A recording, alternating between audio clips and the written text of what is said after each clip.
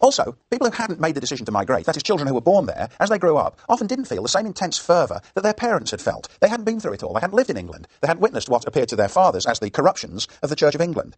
And there was a perceptible decline in the spiritual intensity of life in the second generation.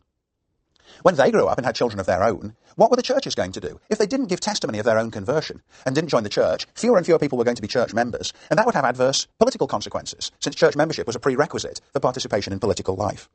Well, in 1662, the churches tried to deal with that with a document called the Halfway Covenant, in which it said, even if your father was a converted church member, you as the unconverted child of that member and your own children can become provisional members of the church, halfway members. It's an attempt to keep people in, very much like the 39 Articles were an attempt to keep people in the Church of England, which had so infuriated the first generation of Puritans. So paradoxically, they find themselves falling into the same kind of situation.